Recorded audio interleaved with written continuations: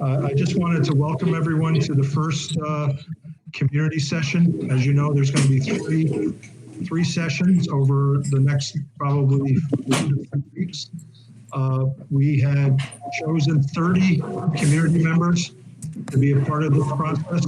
We actually had over 60 people apply, and we chose 30. We felt that this was a good way to get a lot of input, or as much input as we could, by doing it the way we're doing it.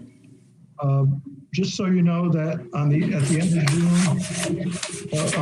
on June 12, 2020, the governor signed an executive order requiring each local government to adopt a policing reform plan by April 1st, 2021. The order authorizes the director of the division to condition state aid to localities on the adoption of such a plan.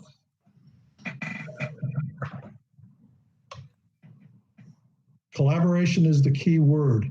It would be a mistake to frame these discussions as an adversarial process or an effort to impose top-down solutions. Issues must be aired, but solutions must be crafted.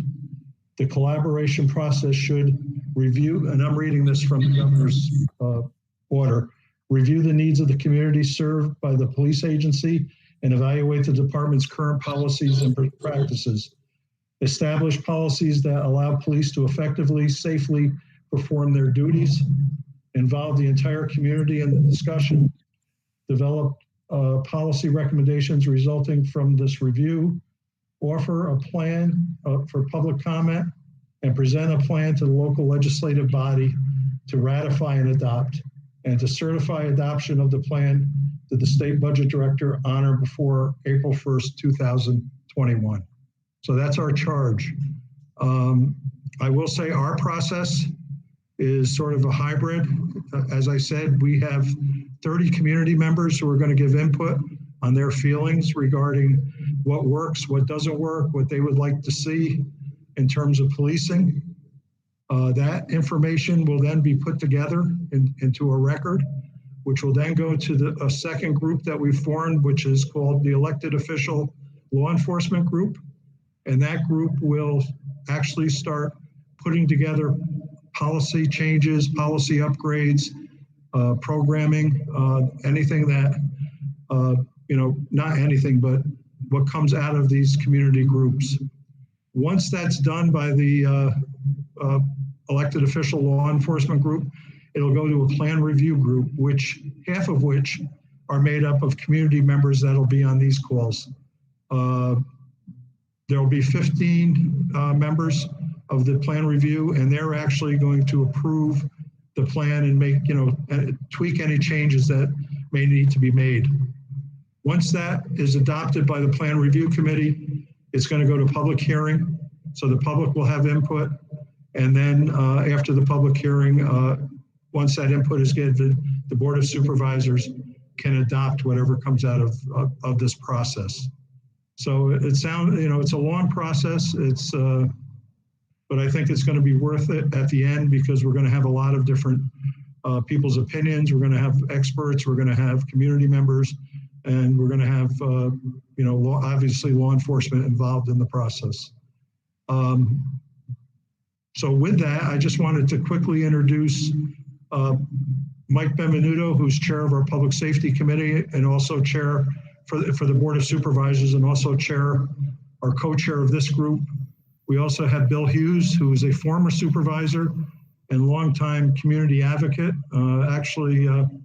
He's been having these crucial discussions with us for quite a while in terms of what we should be doing in terms of race relations between the county and the community.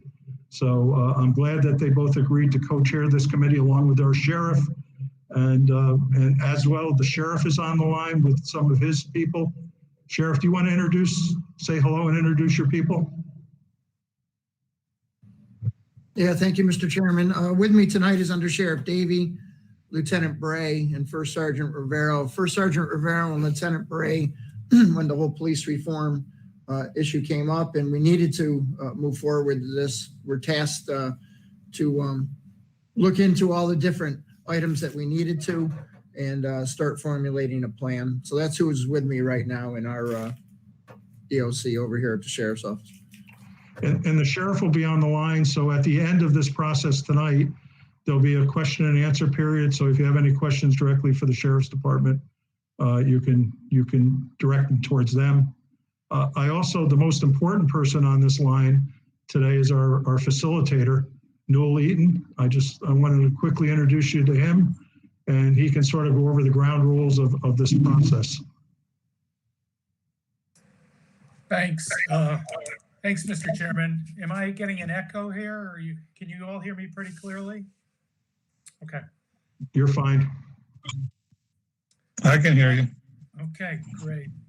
I guess I wanted to start by just recognizing all of you for being here tonight, because you could have been a lot of other places, and you've chosen to devote yourself to trying to make Columbia County a better place to live by really focusing on one of the many services you offer, one that's obviously a major one, to look at ways to make it even better. And that's really what the purpose of tonight is. So you could have been doing a lot of other things. I don't know what's on TV tonight, but there might have been some other things you could have been choosing to do in terms of it. My role as facilitator is a little different when we're online like this than it is in a community meeting in a number of ways. If we're actually all looking at each other on this screen, and what we want to do is make sure we get a chance to hear from every one of you, both tonight and in the subsequent ones that we're going to be doing. So one of the things that needs to happen that I found works pretty well is to set some kind of time limits for each person, because in case you haven't experienced it before, some folks can talk for a long, long time, and other people not so much. So to really kind of make it equal time, I've got this big old timer behind me here that we're going to use, that once you start talking, if you want to see it, I'll leave it. If you're speaking, if you want to see it, I'll press the button and you can see how much time you have. Or if you prefer, I'll put it over here and I'll let you know with a signal you've got about a minute left. Because some people don't like to see it. The other thing in terms of, what you're going to be presenting in terms of your ideas, if some folks would like to just speak about what matters that you want to speak to. Some people would prefer interview style. So if you want me to engage in an interview process with you, rather than you just speaking your mind, let me know, and we'll move into that format when we get started. Okay.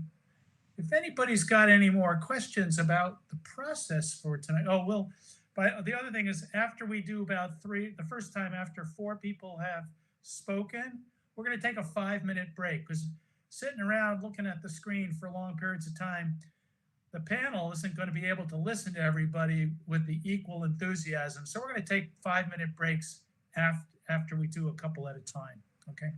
And then we'll end with a series of questions that if we, depending on how late we run, that you might have of the sheriff or maybe some of the other public officials here. Okay.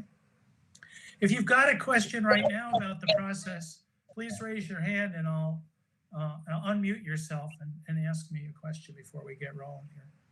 Newell? Yeah, sure, Matt. If I could, if 5 minutes is not long enough, or if it is long enough and you forgot to say something, or you thought of something after this meeting is over, you have the opportunity to email us your thoughts and your questions if you have questions, and we'll make sure that that's part of the public record. I think that's important to know. We're not, it may not end just here. We can take further information from you and include it. So, thanks for that reminder, Matt. And also for any of you who are not here, who are on the live stream, listening in or watching in, that same opportunity exists to go to the website and add any comments or questions you might have, even as we're here tonight. Okay. If that's good enough, we'll get started. And the order, I don't know how many of you are aware of the order, who's going to be presenting first. Jessica Kosanikis, did I get it close? Kutsanikas. Kusanikas, very good. You are number 1. You're the first presenter. Number 2 is Reggie Prowley. Number 3 is Dan Jablonsky. And number 4 is Mariah Sears. And then we're going to take a break for 5 after the first 4. Okay. So we can set it up so just the person speaking gets to speak and what you'll see on this gizmo here, if you want it, is that the 1 minute mark, it turns yellow. So you know you got another minute left. And when it gets down to the last 10 seconds, it starts making beeping sounds and then it kind of ends. Okay. And when it's 5 minutes are up, I will put you on mute. So that's kind of the way we're going to play tonight. Okay. I know it's kind of game showy, kind of a little bit, but anyway, let's see how that works. Okay. So Jessica, are you ready? Ready. Okay, here we go. I'm not really sure how I got so lucky to be the first community member to speak, but here I am. In light of some recent incidents made public involving law enforcement in our community, many people are left questioning the integrity and trustworthiness of our local and county police departments. 5 minutes is hardly enough time to say everything I'd like to say. I will start by saying that I know many police officers and deputies here. These are good people. They are good parents. They are also a part of our community. Gaining back trust and reconciling with the community is going to be the basis of my talking points. As a child, I saw family members arrested. In hindsight, did they deserve to be slammed on the ground? Yeah, maybe. But as a 6-year-old child, did I care about that? Not really. What mattered to me was that a person that I loved and trusted was being arrested by the police and taken from me. The bad guy in my 6-year-old eyes was the officers. These types of incidents paint a lasting impression in the minds of our youth. As I said before, looking back now, I can see that was not necessarily the case. However, I was lucky enough to have good experiences with the police later on. Some are not as lucky. The kids, adolescents, and young adults in our community deserve to know that we have good police here. They deserve to see it for themselves and to hopefully realize that behind the uniform and badge is a real person. So how do you do that? More community outreach, involvement, and transparency would be a good start. Cops in the community, hosting community events, talking to the people about nothing in particular is where they will be seen for who they are, another member of our community. Annual community field day or barbecue, being involved with other community functions is another way to really get involved and exposed. Hudson alone has many organizations whose missions are community-based. Columbia Opportunities, Catholic Charities, these places are just a start. How else can police reach the greater parts of our community? Well, I know a lot of old timers don't like it, but social media is a huge platform and a way to potentially reach everyone in our community. Use it to your advantage. They already have Facebook pages where they post accidents and incidents that are happening. But what about the more personal stuff? Use social media to humanize the badge. We want to see the picture of the deputy whose eyes are red, sitting at a desk in front of the computer with an empty cup of coffee, exhausted from working a long shift. The relatable stuff. The officers who are out on patrol and start singing along to the song on the radio when it comes on. Relatability. We need to see the selfies with regular members of the community. It is a start. Facebook, Instagram, Snapchat, TikTok, use it to advantage. Use it for something positive. Humanize the badge. School resource officers are mostly loved by their students. They do good work in our schools. We need more of this for our youth. That is where change begins. Police reform is just a catalyst for something that is much, much bigger. It will start small and hopefully grow into the change that everyone needs. Training is something that I have thought long and hard about. Training on cultural and socioeconomic differences are a necessity. Not everyone is brought up the same. When working with different ethnicities and cultures, one needs to know these differences and feel comfortable with them.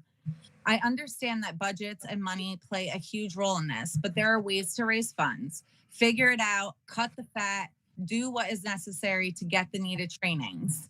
There's a website called See Through New York. It shows the public some of the salaries that are being paid out. And I'm here to tell you that I was sick to see the amount of money paid in overtime to some that nearly doubled their regular salary, a salary that is already triple the average annual income for our county. I understand that overtime is necessary, and I find it difficult to digest that amount for one deputy, especially in 2020 when traffic court wasn't open and so many people were staying at home and not out on the roads, the bars were closed, etc. As I said before, it's hard to digest. These are the things that the community is seeing, finding ways to make us all see the good, and there's a lot of good. Show us that. When the community and the police are seen as one, the trust and respect will follow. That's it. Thank you, Jessica. Appreciate your care and concern for the situation. Very helpful. And you beat the clock. I know, somehow.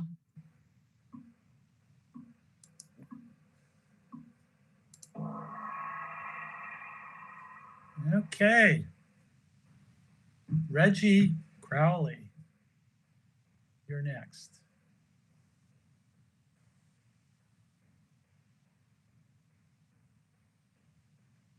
He needs to unmute. Reggie, you got to unmute. Okay, can you hear me now? Yes. Okay. Jessica brought up some really good points. I'm the Stop DWI coordinator for the county. I'm also the state chairman for Stop DWI. So I work with all 60 some odd counties in their programs. We have, and in the course of that, I work with police officers all over the state of New York. Jess, you brought up some great points as far as community policing and as far as letting the people see that deputies and police officers are real people, because they are. And I can tell you from my own experience, 99.9% of the police officers are good, hardworking members of our community. There's bad apples in every profession, unfortunately. I think the biggest thing, and I'm going to beat the clock here too, because I don't have much to say right now, but I think the biggest thing, besides letting the public see the real person of the police department and letting the police learn how to cooperate with the public, it's a two-way street. The public has to be educated also on how to cooperate with the police. So many times, and I think the sheriff will back me up, something happens and people are afraid to get involved, or they don't want to get involved, and this stifles the police. So I think it's a two-way street between the public and the police department. I think if we're going to educate one, we need to educate both. That's my biggest input. So, and I really beat the clock, Noel. Thanks, Reggie.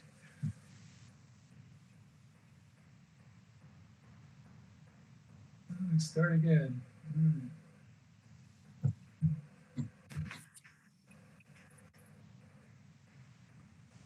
Okay. Dan Jablonsky's next. All right, I'm up. I won't need the 5 minutes. I got involved in this because it touches me deeply. I did 38 years in the Department of Corrections, the last 12 as a supervisor. Yes, there's bad people in every walk of life. To always paint the officer in uniform as somebody bad, this because something happening in another part of the country doesn't have anything to do with our county. 99.9% of all law enforcement in this county have done a fantastic job. They're well liked by everybody. I went to the sheriff's department last week to get some input. I went to Hudson Schools yesterday to talk to the principal to get some input about having a school resource officer. And the things that they do behind the scene that the public doesn't know should be brought up to light, as Jess said. One incident was when this COVID hit, the principal at Hudson High said that they put all hands on deck. People that were on the borderline of failing, they sent their resource officers out with teachers trying to get these young kids that were almost going to fail to get their work in so that they could graduate. They got calls from parents or family members wanting to know why they sent a police officer out. And on the same token, that officer from Hudson High School was out on patrol this weekend and was stopped by a known criminal in the area and was given information about a student that they would be okay. Just don't try to find them, that they're trying to talk that person into coming back to school this year. But this is the things that we don't see. An actual known criminal in the county stops the officer to thank him for what he was doing behind the scene. This stuff has to get out into the public. The only thing we see is the end results. The video cameras, they don't show the whole scene. We only see what the people on the other side want to show us. And I know that firsthand. I've been around cameras in prisons, and we had to roll tapes to get to the truth. And most of the time, when you show somebody, oh, I didn't know, oh, I forgot. The same thing with this chokehold. Yes, chokehold should be illegal, but at some point, that's the only resource you have to get the situation under control. Do you continue with it? Absolutely not.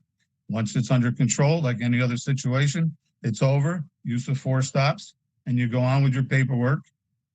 And we just have to stop grouping everybody into one group. Like I said, Columbia County, I'm sure people realize that these officers are doing one heck of a job. And I have a meeting set up this week coming up with Hudson Police, and I'm trying to get a hold of how many grievances people are filing over what to get a base. And I asked the sheriff too, and he's putting that together. And the cameras in the cars in the sheriff's department, that helps when they have a stop. You get the whole picture.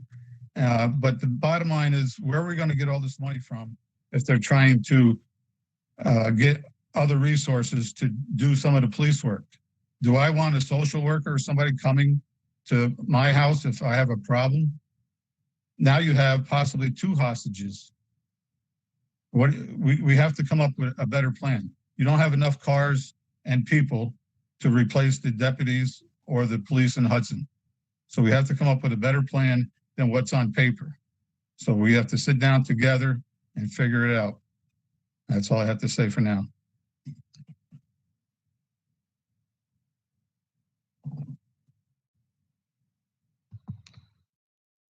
Neil, you're on mute. Thanks. Hi, Newell. Newell, this is Jerry. Can you please make sure that we have the panelists identify themselves when they speak, from where they are from, what town? Okay. Please. Thank you. Okay, I'm from Hudson. Thank you. Let's start again. Well, come on, Newell.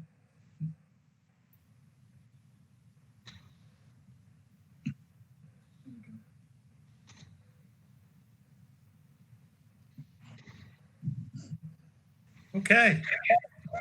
Mariah Sears, please. Hi, I'm Mariah Sears, as he just mentioned. I'm calling from New Lebanon. And so my tie to this whole forum is mainly representing the smaller outliers.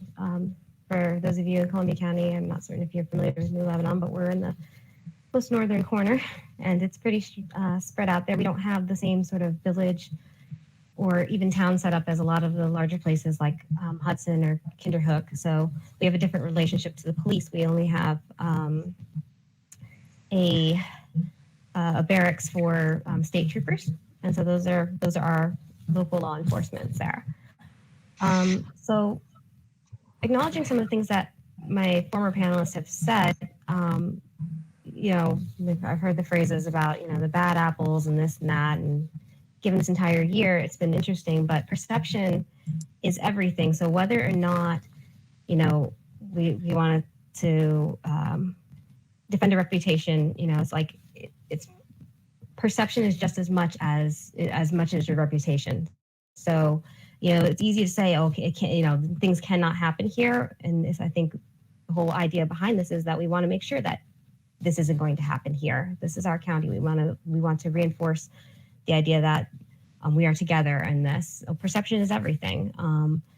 As far as the law and the community knowing more, you're right. We should be, everyone should be educated, both the, deputies, in the different trainings that they do, whether it's on bias training or use of force or whatever it is, they should be trained, but so should the people, because I think a lot of people, the regular public, don't really know the rights or the law, and they're afraid to know it. It's something that's much bigger than, it's much bigger and it seems much more complicated, and it is a pretty convoluted item.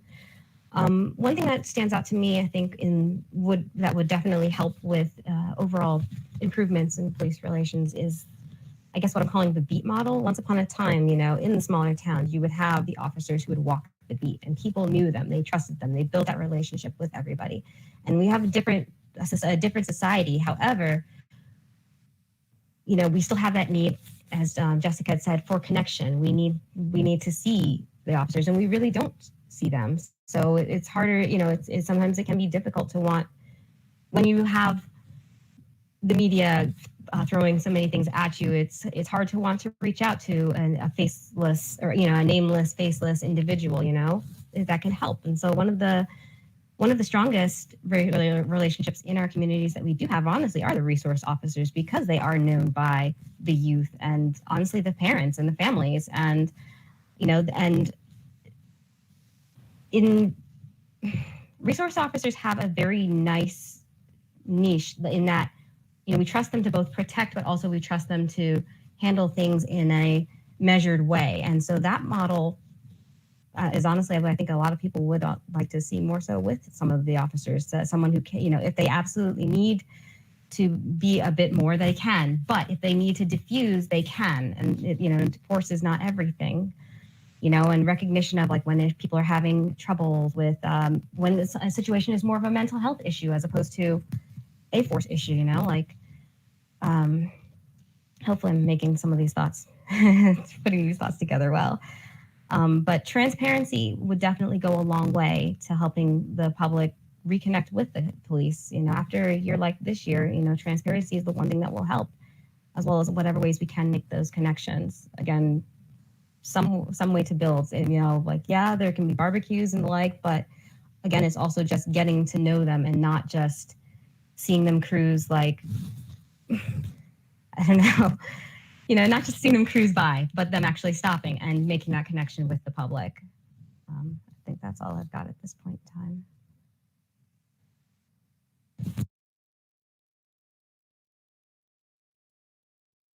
Newell, you're on mute again. Unmute. I think I'm gonna have to turn in my facilitator badge after this. Let's take 5 minutes. And what I really recommend is standing up, walk in someplace, get a piece of, glass of water or something, so that we really can focus on the next couple of folks, okay? So I'll set the alarm for 5, and then I'll ring a bell when 5 minutes are up, okay?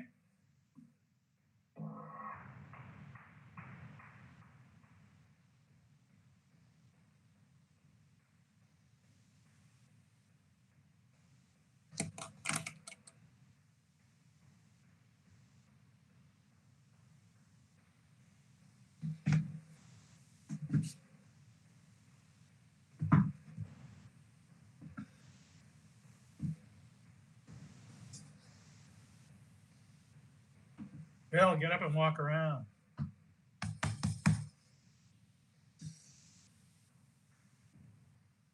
I'm good. You didn't see that I got up earlier and ran upstairs. No, you had it closed off or something.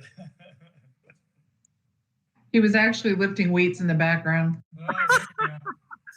It's coming. It's coming. I got one here. I can't put it through the screen.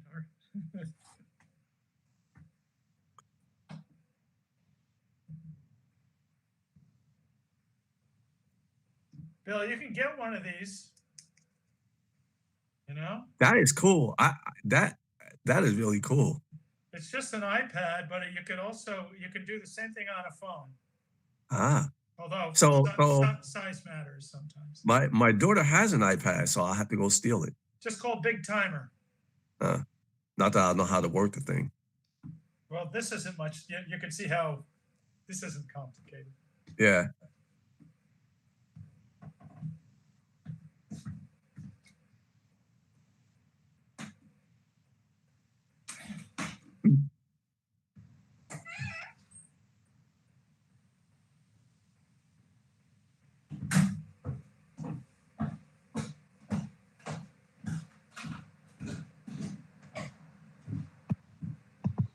So, Billy, you're rooting for Tampa or the Dodgers? I gotta root for the Dodgers, man, because Tampa they were putting shade on my boys. They're calling my Astro boys cheaters and all this, so I had to root for the Dodgers. Yeah. Just for that, I'm rooting for Tampa Bay. Hey, they beat the Yankees. Yes, they did, unfortunately. That's right. If Brantley comes over, you will be the first to see me put a Yankee hat on. There you go, Jessica. Jessica, do you live in Stockport? Yep, I'm in Stockport. Okay. Whereabouts? I'm on Albert Dock Road. Okay. I'm right next door to Sandy. All right. We'll be over for trick or treat now. You don't have to worry about that.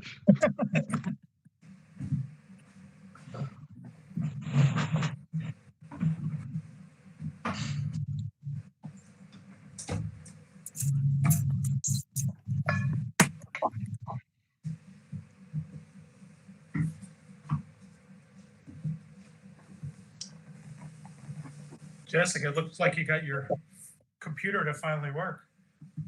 Yeah, well, I don't know. Now it's trying to link with my phone. I'm not really sure what's happening right now. See, 5 minutes is a lot longer than you think it is. I had to write mine out because I go off on a tangent and then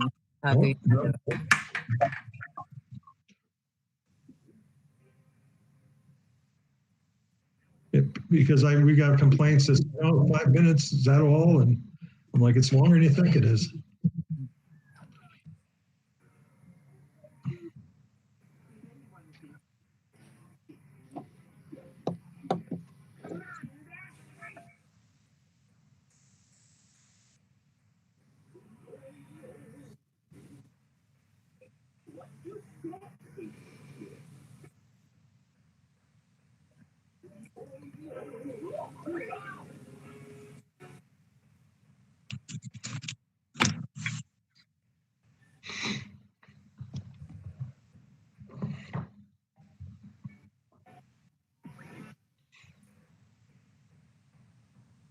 Danny, where's Gracie? Sleeping on the bed. It's almost time for her to eat.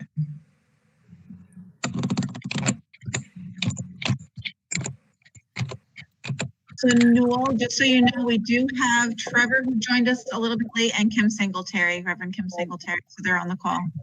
Okay, great. Nice. Hi, Kim. Is she out there?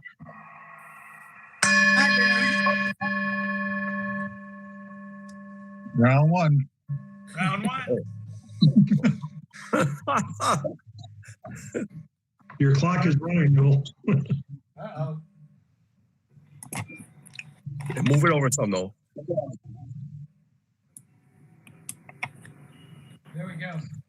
Mr. Hughes, are you ready? I'm ready.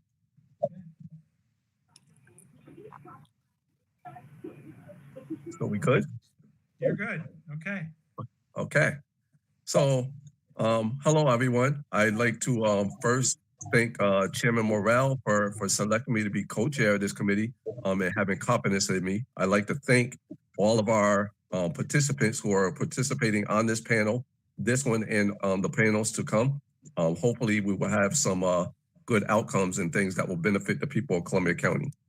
What I would like to say is the convenience or the convening of this committee is not an indictment on the law enforcement agency that we're looking to work with in Columbia County. It's more shining a light on the injustice and inequities that we have been seeing nationwide that permeate throughout the whole entire justice system, not just our law enforcement and not just our cops, but our courts, our prosecutors, and right on up the line.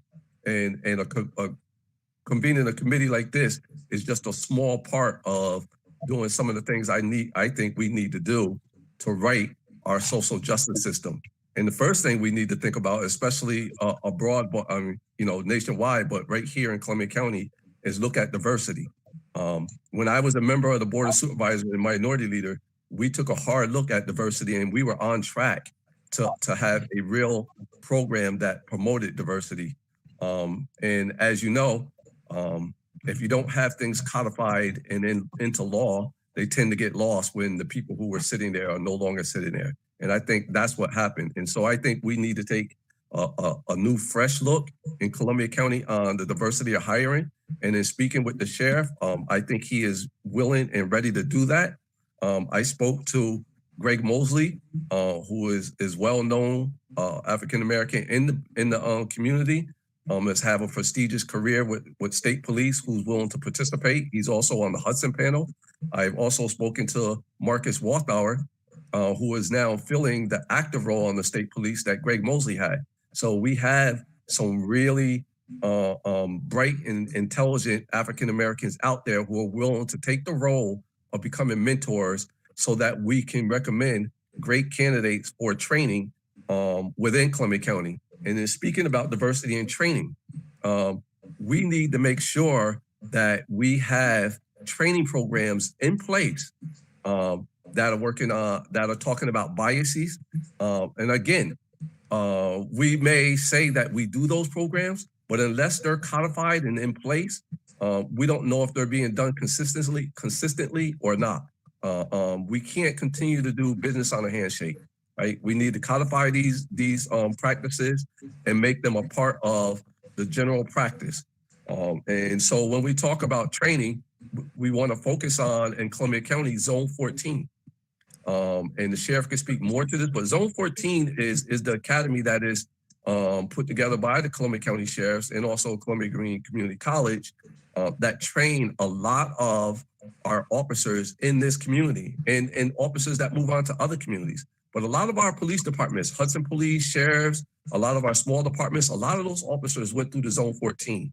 And I think when we start talking about training, we need to start talking about training there before they are actually hired into a department. So we need to make sure that we make diversity and bias training a part of Zone 14 and codify that into the program as well.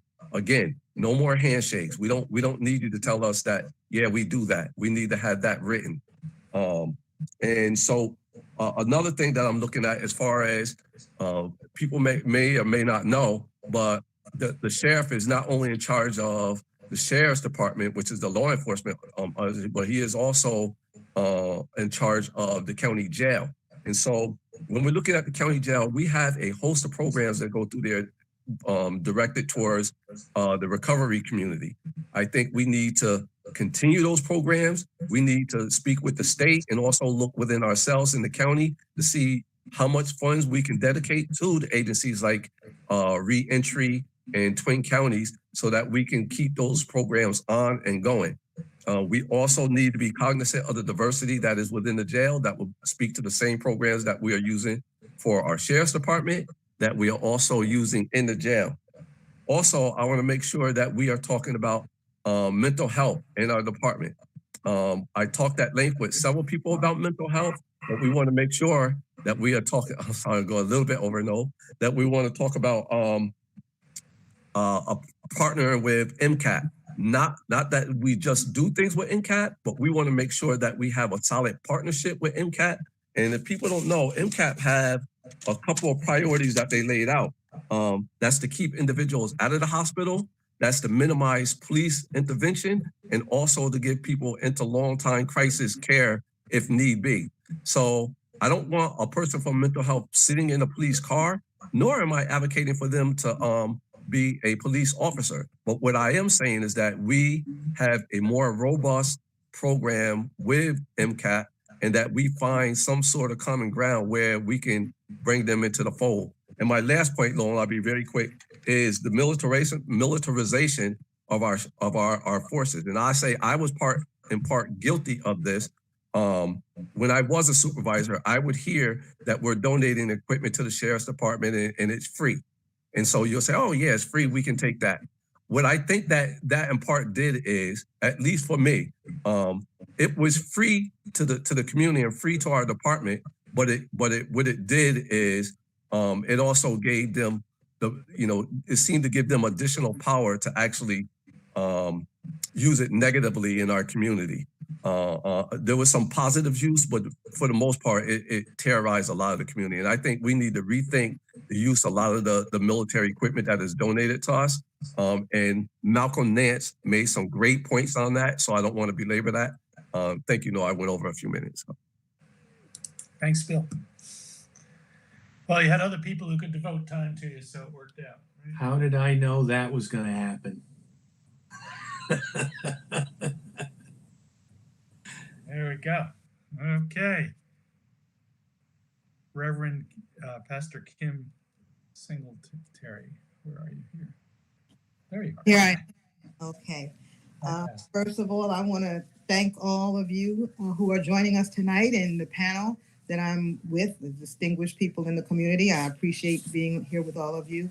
I am here to talk about some of the issues that I have seen and others have expressed to me. First, I do want to commend Sheriff Bartlett and his team for the good work that they are doing. I looked over the 20 programs. I'm familiar with several of them. But I am in an advocation of reallocating funds to do some of the things even Bill Hughes was speaking of. I do think that there is some issue with the disproportionate number of Black people in the county who are arrested and imprisoned, with 19% of the arrests being Black people, and then making up 51% of the people who go to prison, as opposed to white people who are 80% of the population, 72% of the people arrested, and 36% of the people that go to prison.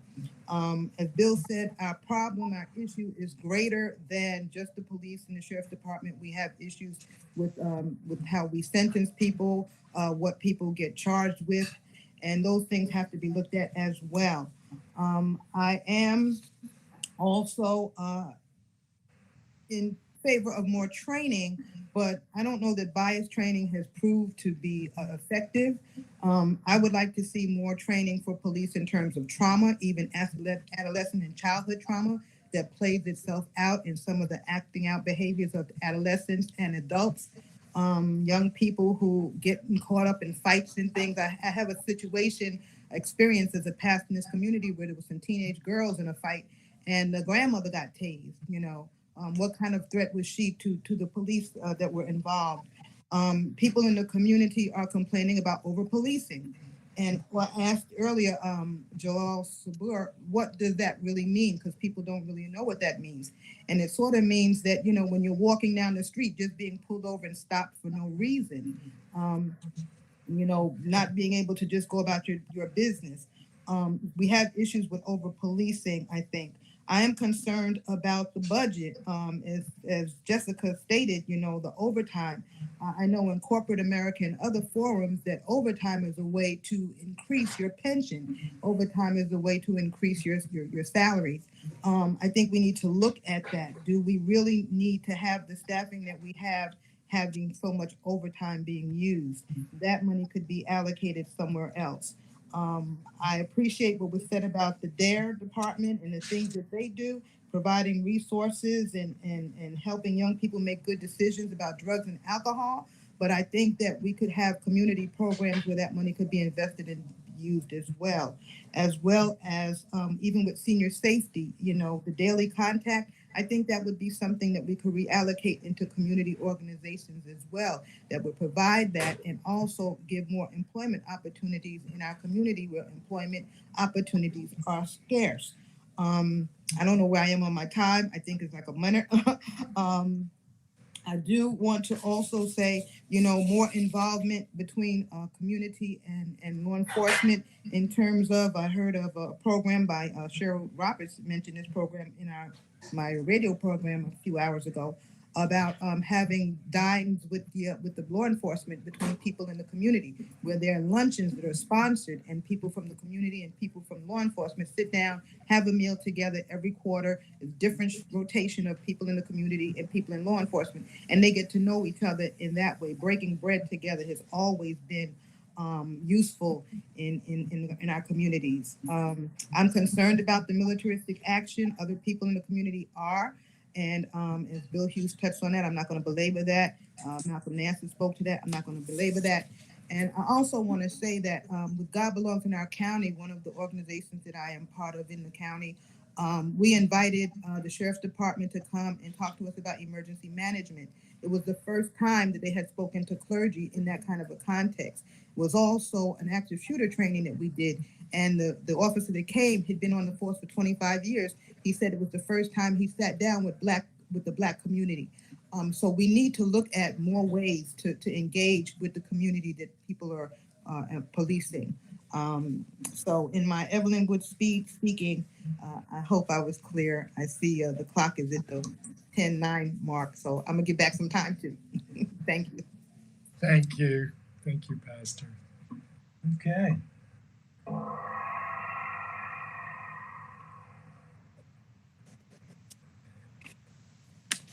Patricia. Yep. My name is Patricia Fecther, and I've been a resident of Columbia County for 42 years. I grew up in a family of police officers. My father was retired from the New York State Police. My one uncle retired as captain from the New York City Vice Squad. My other uncle retired from New York City Motorcycle Squad. So I got to see firsthand the honor, respect, and disrespect that law enforcement officers have to deal with. I know police officers as human beings. I don't unilaterally take their side in difficulties, but nor do I reject their opinions. I was a second grade teacher in Attica from 1970 to 1977, and during that time was the prison riot. Living in the town, knowing a number of the hostages, caring for some of their children, this event was made very personal to me. And I witnessed the state police takeover to end the negotiations, and that violent incident has certainly left an indelible impression on me. In 1978, I moved to this county, and I was employed at Columbia Green Community College for almost 25 years, retiring in 2006 as assistant dean of students. During that time, I was a supervisor, and I learned firsthand how challenging it is, but possible, to work with members of unions in dealing with, I'll say, disciplinary issues. 10 years ago, I joined the Peace Corps and spent 2 years in Armenia, a post-Soviet country, where I witnessed blatant police corruption, nothing that we've seen around here at all. And I was also followed by the KGB. Both were very interesting, negative interactions with law enforcement. I live in Clover, and I've had very few interactions with deputy sheriffs or troopers, but when I have, they've always been positive. Possibly because their neighbors or past students at Columbia Green, Sergeant Rivero, and at the risk of saying something controversial, maybe I've had these positive reactions because I'm white.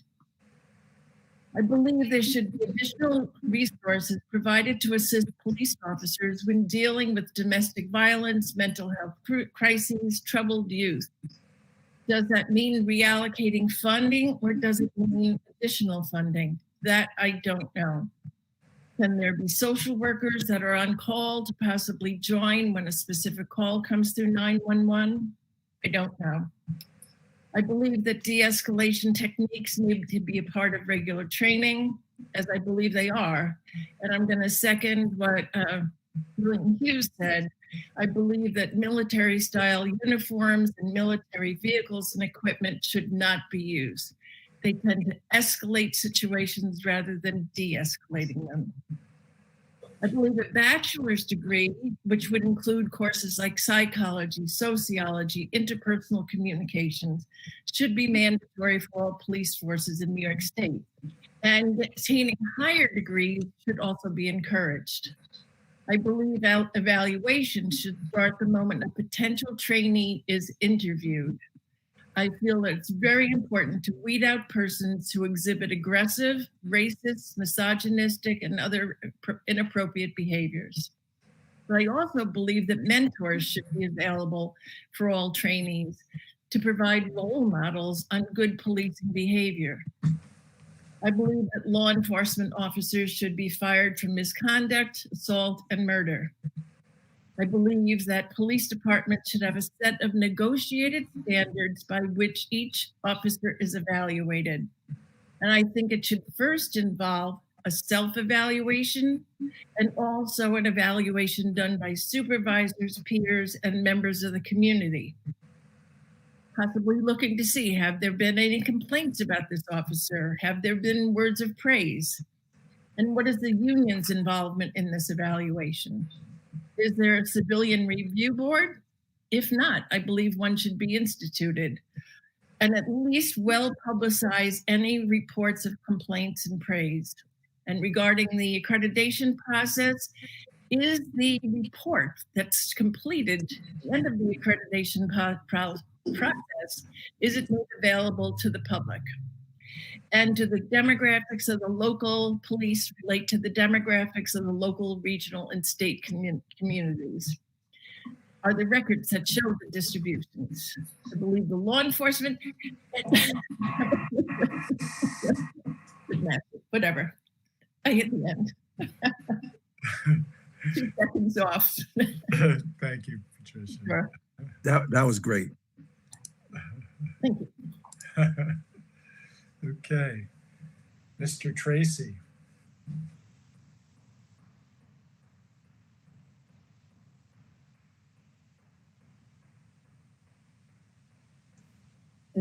Dick, are you on there?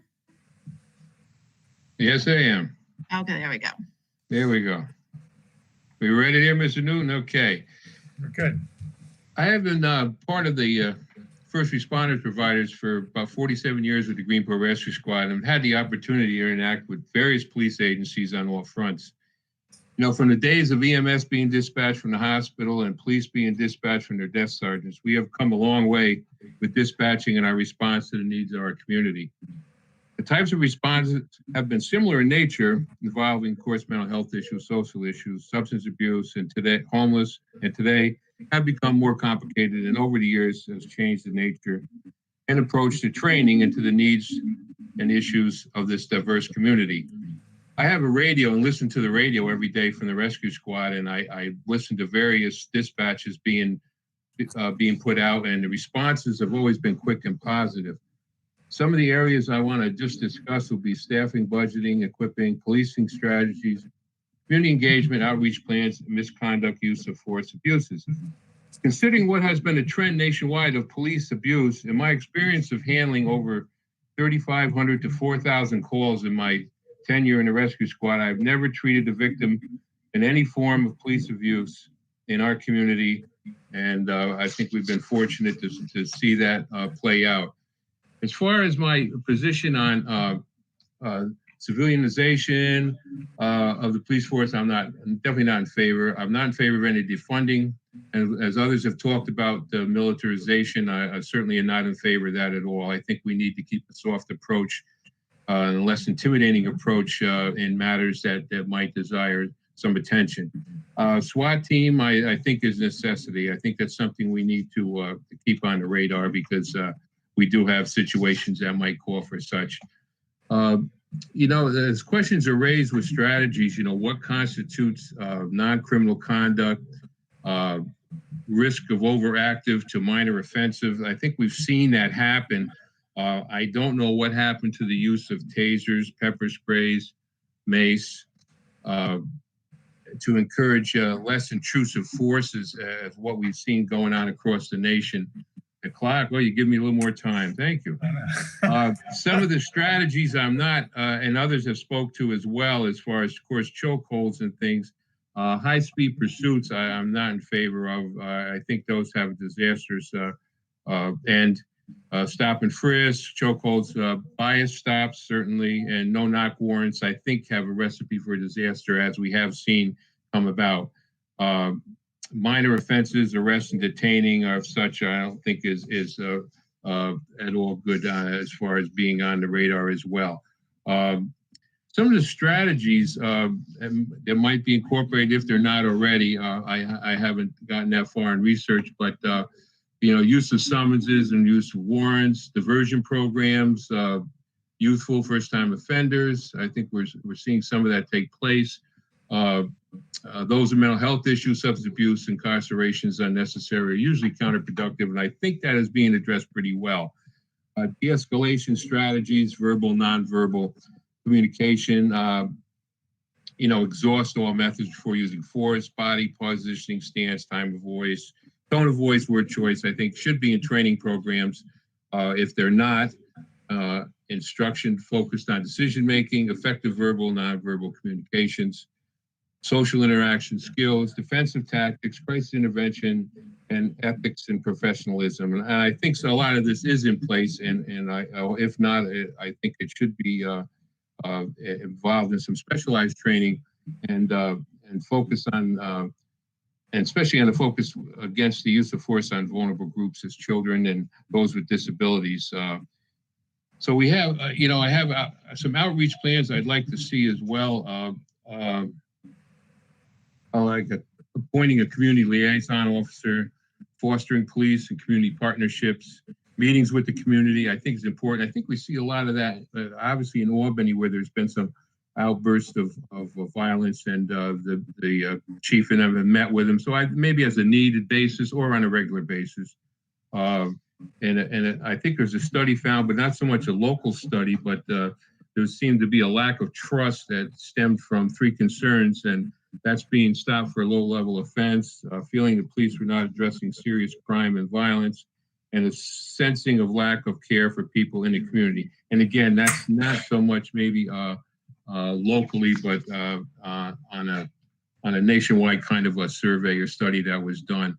Community liaison officers, I think, could be very, very helpful, holding community meetings on a regular basis, especially when there's a series of incidents that occur, shootings, break-ins, that sort of thing, high-profile situations could call for it, or an advisory committee or board which meets on a regular basis or as a needed basis as well. Community meetings with the public and representatives of the community comprised of a diverse makeup from across the county, and maybe definitely some youth representation. They can meet on their own or on a regular basis, or with or without a police representative. I think this can play a meaningful role in decision-making process as well. Keep the community informed of developments and provide sustained communication structure between the community and law enforcement leadership. Sometimes I have some questions about, with the police. I know the incident with George Floyd, the officer had many past abuses, or he was written up a few times. I would like to see some kind of and of course the sheriff does that, early intervention system that tracks the performance of our officers and can include a high use of force incidents, citizens complaints, misuse of sick leave, policy in place for maybe one officer reporting another, which we know that might have a little bit of a question there. But and then who investigates these things? Who investigates these situations? And if if it's in-house, then maybe we need to get it out of the house. But I think we need to keep track of our officers and their conduct of past and present, and hopefully that we won't see that situation arise again as it did with the George Floyd situation. So that pretty much, I guess, just gives me a quick synopsis. Some of my feelings and some of my positions on the various issues here. Bingo, right on the money. How's that, Mr. Hughes? Good. I hit it all right. I could have gone on, but I got. Well, seeing Newell didn't start the clock till you were 3 minutes in, I'd say you got plenty. He's gonna pay me later. Don't worry about it. Sounds like a real Olympic sprinter.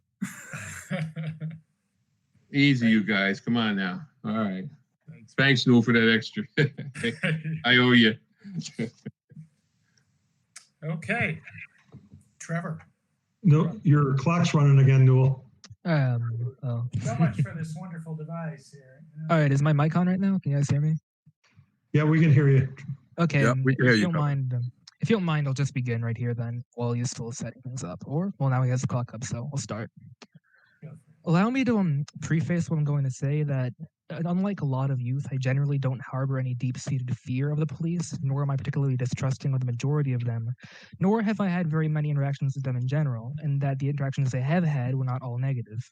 And in addition, as far as I'm able to tell, my beliefs surrounding public security tend to be somewhat authoritarian, in that I believe that if it were up to me, we should have active security cameras placed in many points around the city just so we can ensure that crimes, especially at night, can be caught and prevented effectively. And I believe that mandatory physical fitness levels could be highly beneficial if enforced on at least minor scale, for citizens at least. And anyway, but now that that's over with, as I want to touch on that, as Reginald Crowley said in his part and Jessica Kustanika said in hers, police are people like the rest of us, and as is the case in every society, not all people are good people.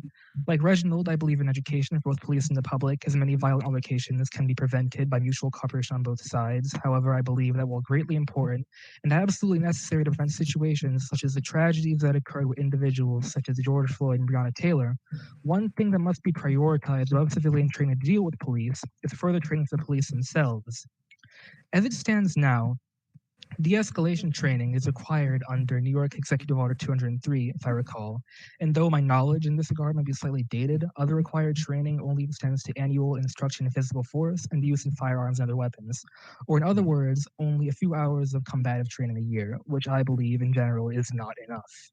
To clarify, I believe that before combative training takes place, social training should be practiced highly, especially involving de-escalation and negotiation, as well as scenarios that will allow them to practice handling themselves in conflict. Above all else, police officers should be able to keep their cool in the heat of conflict.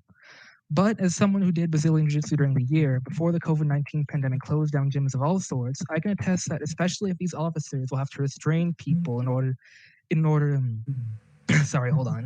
especially if these officers will have to restrain people in the heat of conflict, as is often necessary, they will need proper, consistent training in order to do so safely and effectively. I am of the belief that physical training and techniques that will aid in safe restraint, especially grappling techniques, should be done at least every few weeks for every officer if possible, or if not that, every month at the very least. If techniques such as holds of any sort and joint locks are not practiced consistently, using them, especially in heated situations, will only result in unnecessary damage on the part of the victim and, depending on the situation, the officer. Going off of this, as someone who's used them many times before when I did jiu-jitsu, I don't entirely support a complete ban on chokeholds, even if I'm aware of the damage they can cause, especially in the wrong hands.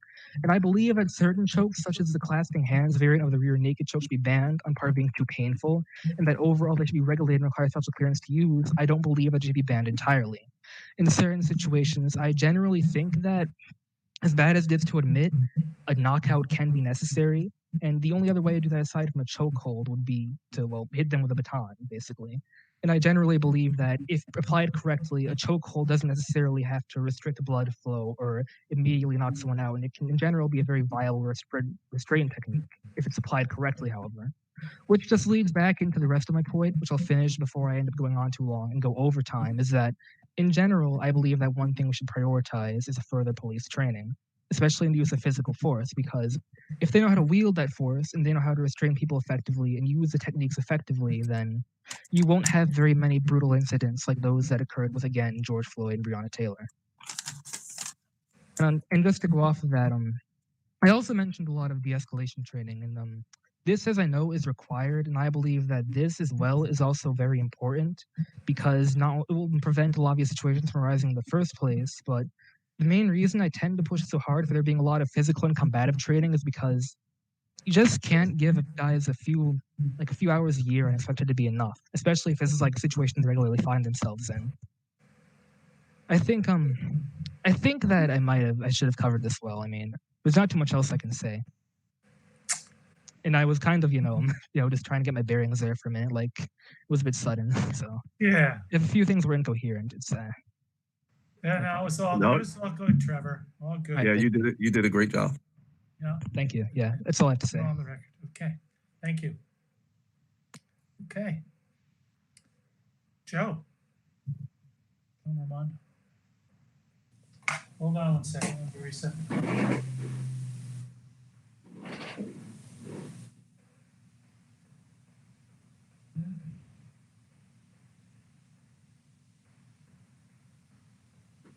I don't know. This clock's got a mind of its own. Here we go. I think it's getting tired of this. There we go. Okay, you ready for the last guy? I am. Okay. Thank you, Mr. Chairman, for inviting me to the committee. I hope you don't end up regretting having done so. I'm not quite sure why I volunteered, since I have very little exchange with the police during my adulthood. About 30 years ago, an officer on the thruway took exception to my version of the speed limit. And the only bad thing I can say is that I wasn't able to talk him out of a ticket. More recently, I had a credit card scam thing, and I had to go to the sheriff's department to file a police report. And I was treated with respect and professionalism, and can't say anything but good. So overall, I believe the police in general in Columbia County are doing a great job. I'm not aware of any of the problems we see in the media regularly occurring locally. I credit our police as well as an honest, sensible citizenry in our area, and I consider we're all very fortunate because of that.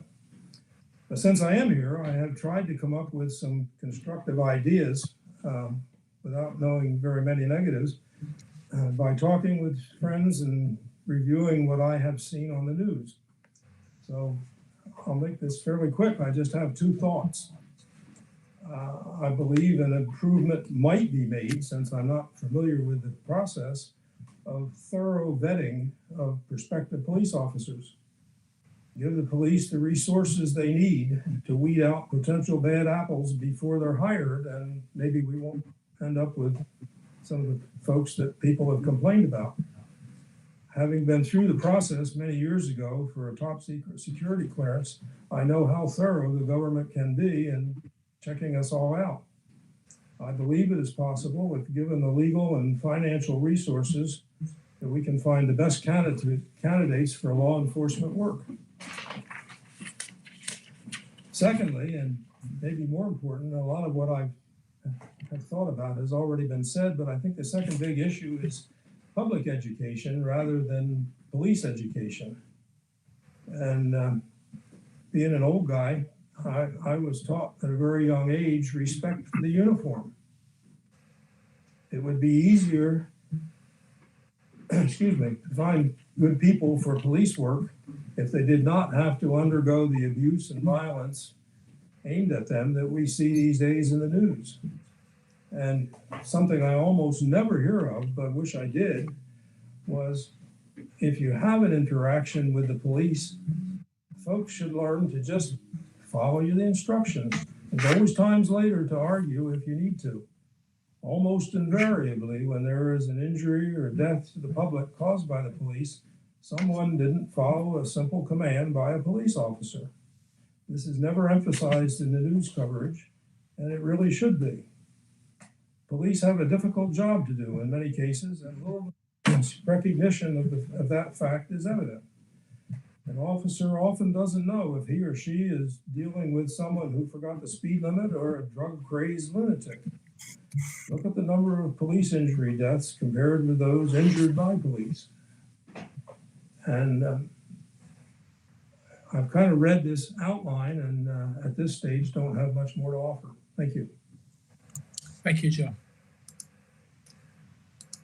Okay, what I'm going to recommend we do is just take a few minutes to get up and stretch, and then let's come back and see if anybody's got any questions of any of each other. You can ask anybody a question, ask the chief a question, or ask some of the town supervisors, county supervisors questions. So let's take, I'll set it up for another 5, and then let's come back and go for a final Q&A kind of session, okay? Sounds good. I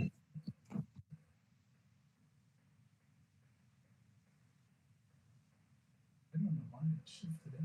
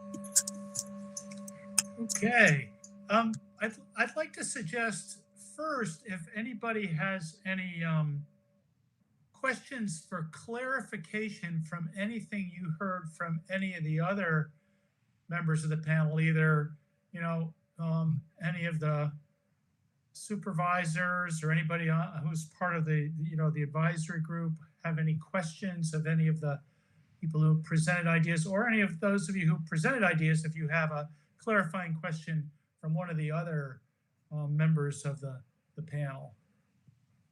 So raise your hand and come on board. Does anybody have a question they'd like to ask anybody in that way?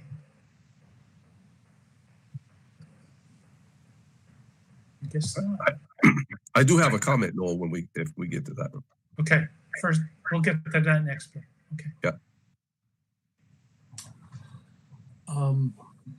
I just wanted to ask Matt, moving forward beyond the community sessions,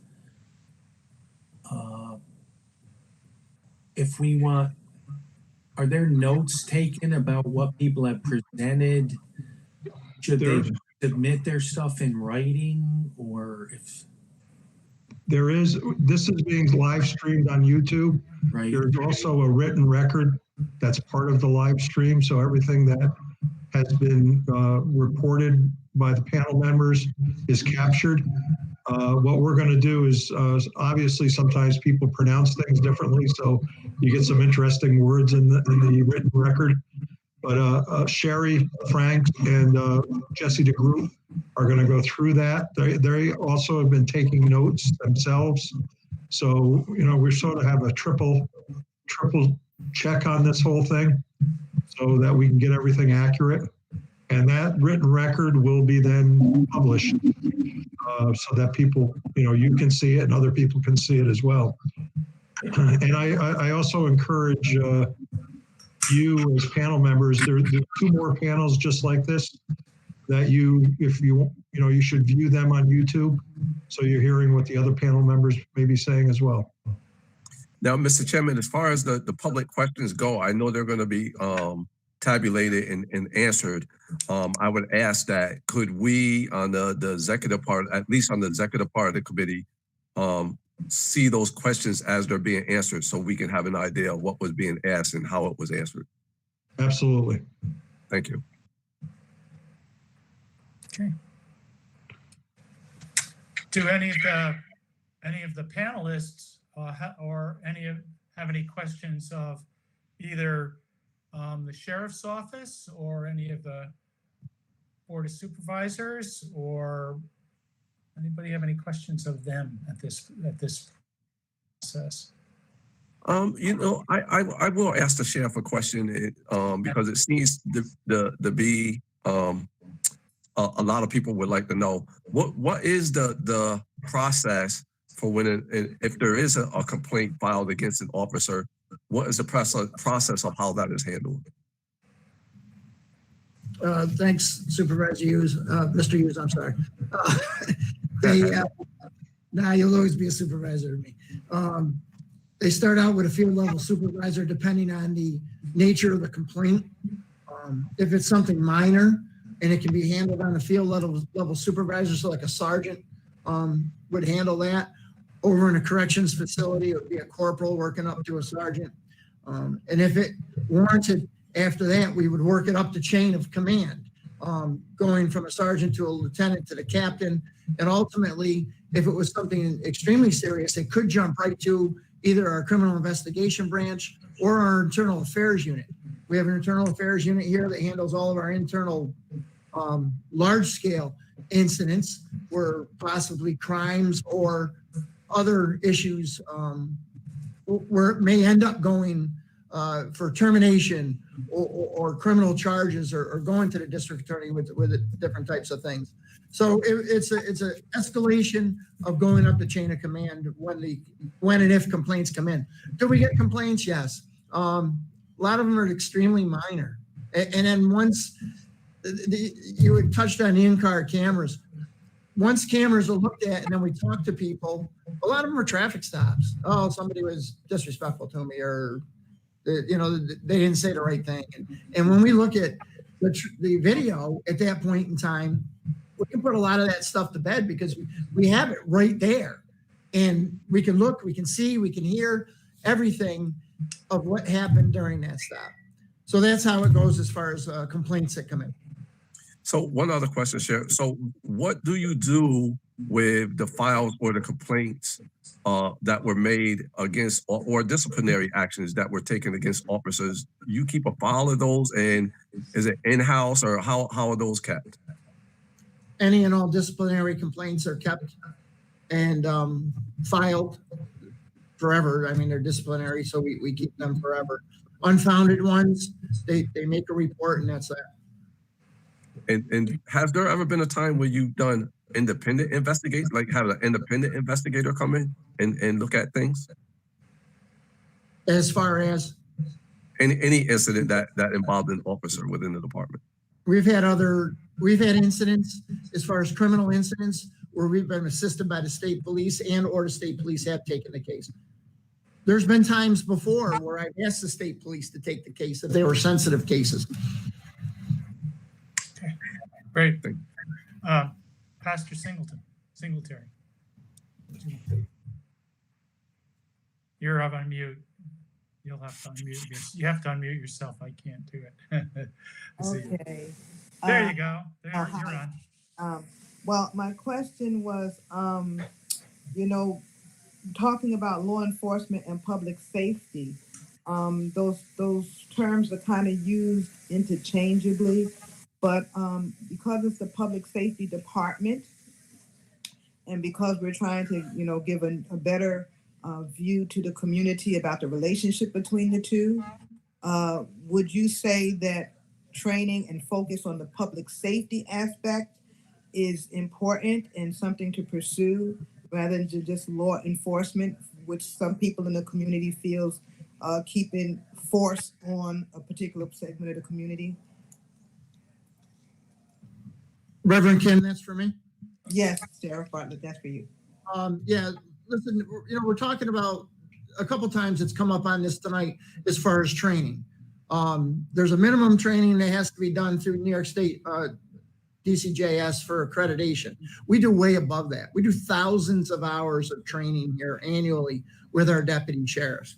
Training's very important, and working with the public is extremely important. It's more than just law enforcement. This year alone, we came up with a program where any child we saw out driving their bicycles with helmets, deputy sheriffs were handing out ice cream tickets. And they were actually stopping, talking to the kids, interacting with the kids. And, it was a great program to interact more than just doing police stuff and more than just with public safety. We're gaining that trust when they're out there. So, yeah, training is very, very important. Training costs money. That's with COVID, everybody knows that there's a lot of problems with money. This year alone, we actually, it was like last year, at the end of last year, we purchased a program called Power DMS. In our Power DMS program now, we're able to push out a lot more training. And it's not just push the button and let it run and you can walk away. It's interactive training. So we've really enhanced our training here at the Sheriff's Office with several different aspects and going at it in different ways, as well as hands-on and doing it interactively. So the focus is more on public safety than on particularly just being enforcing law. Yeah, appreciate you. Yeah. Thank you, man. So, and this might be for the Chairman Morrell, or you, Sheriff. What you talking about Power DS and the new training services you have?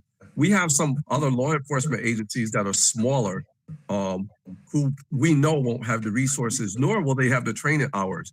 Are you guys going to make those services available to those smaller departments, possibly saving money, but also having a uniform policy going across the board? Yeah, that's a budget thing, Bill, because it comes back to licensing agreements and whether or not that particular municipality can afford that. As far as training with them, we train with all the part-time agencies.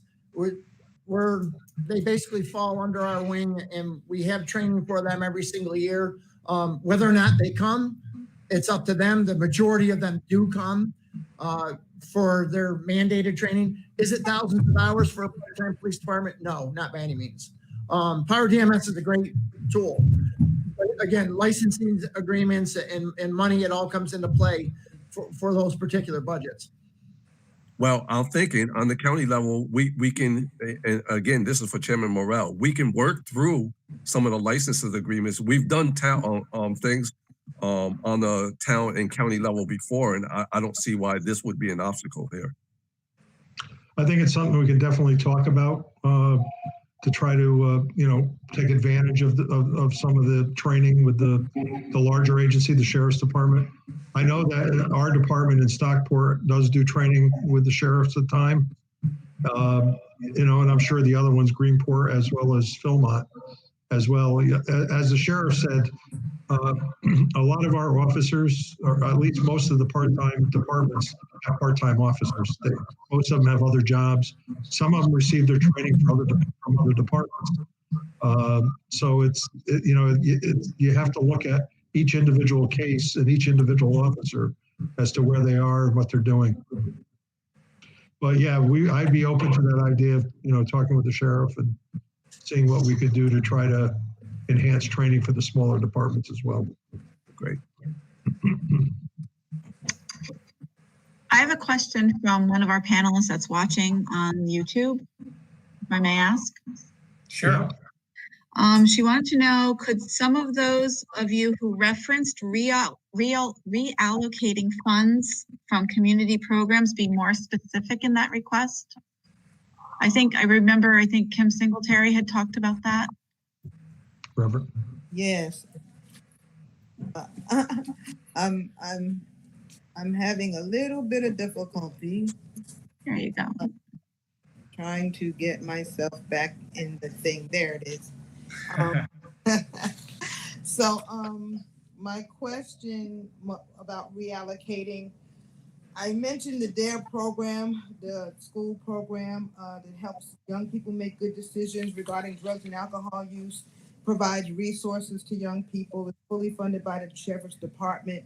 I think that is something. There are programs in other municipalities that are community operated, community group organizations that operate, that help the families and help the school districts and help reduce crime and violence. And I think some of those models, like Life, there's one program called Life, there's Man Up, there's others that do these kinds of things. And allocating funds to groups in the community, the reentry program that's struggling for money as well.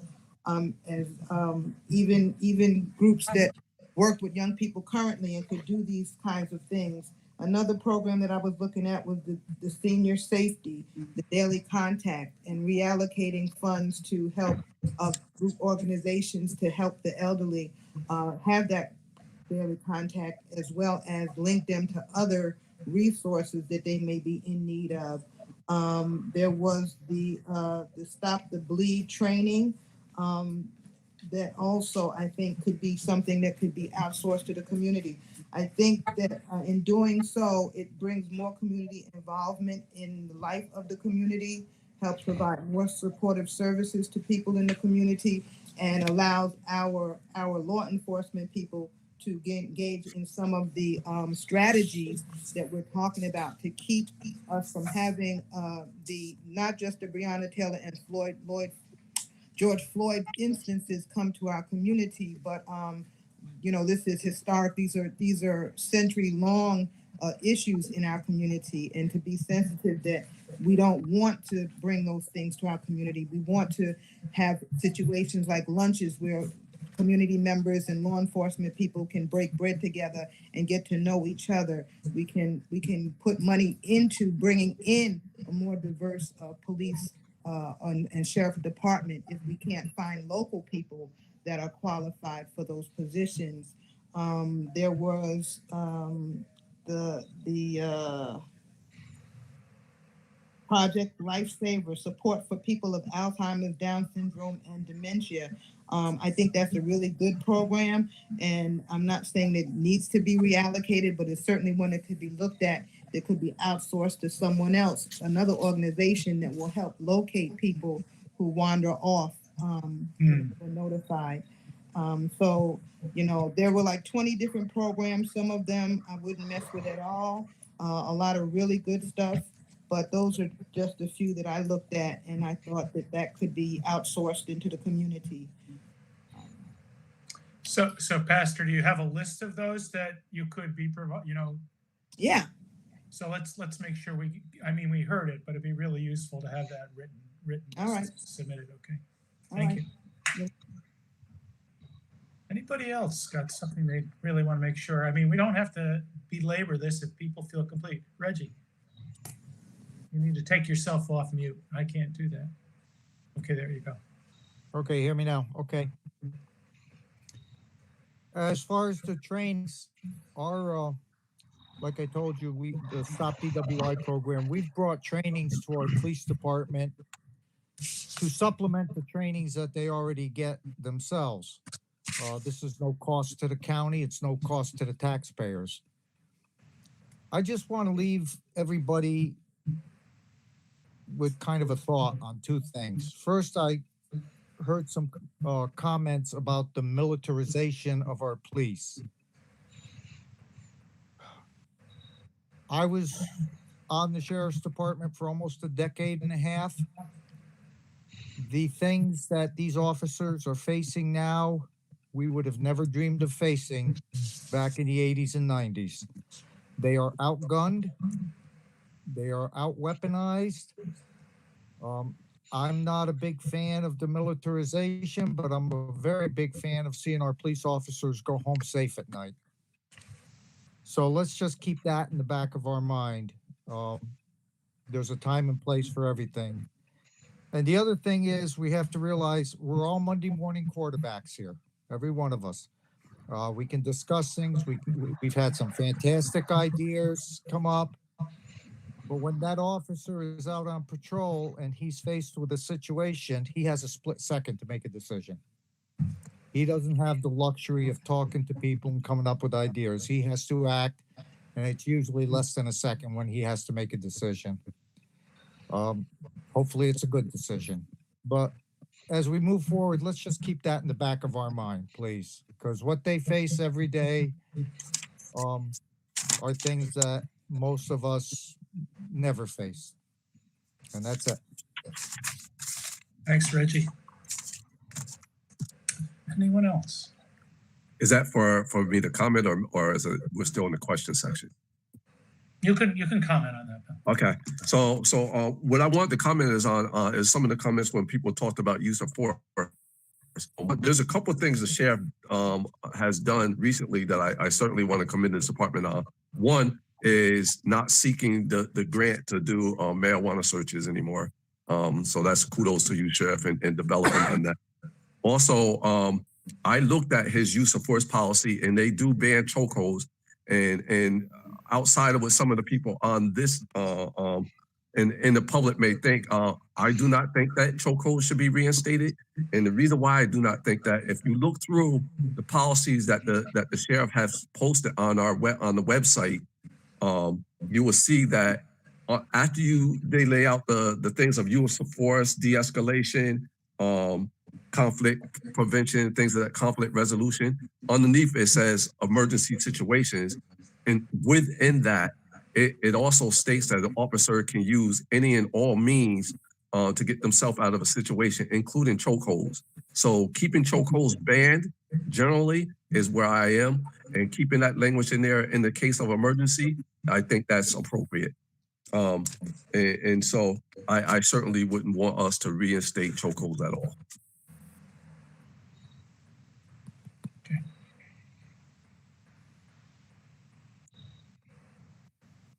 I agree. Okay. Anyone else? Mike, you got anything you want to say? No? I just want to say that, I thought this went very well tonight. I mean, it was the first crack at it, and everybody here did a really good job. Very impressed. Even Dick Tracy. Thank you, Mike. I second that emotion. Thank you, Matt. I just want to thank everyone for, and I know the sheriff just raised his hand, so I just want to thank everyone for participating. I think when we get to the end of this road, I think people will be satisfied because we're going to have a lot of input from a lot of people. And then hopefully we're going to have, a good product at the end of the road. So the sheriff wanted to say something. Sheriff? Yeah, man, now, I just wanted to thank everyone. There's always room for improvement. And to make the best product we can make, to get out on the streets for our people. And that's what it's all about at the end of the day. So I wanted to thank all the panelists that are here. We have been taking notes. We will be sending stuff over to Sherry on different things that were said, and maybe we can get them posted up on the site. And if anybody has any other questions or comments, please, panelists, give me a call. I'd be more than glad to answer any questions. Geez, I wish I had asked Dave this. Call me at the office. I'll get back to you if I'm not readily available. And but again, thank you very much. This is great. I think it's going to be a good thing. And number one, number two, seeing what we actually do, seeing the programs that we already have in place. And it's not just about police stuff. It's about working with our community. And I've been sheriff 7 years, and this is our home. And making our home the best spot and the safest spot we can is what I want to do. And everybody here, letting us know your views and giving us other things that we can think about. I thank you. Thank you, Sheriff.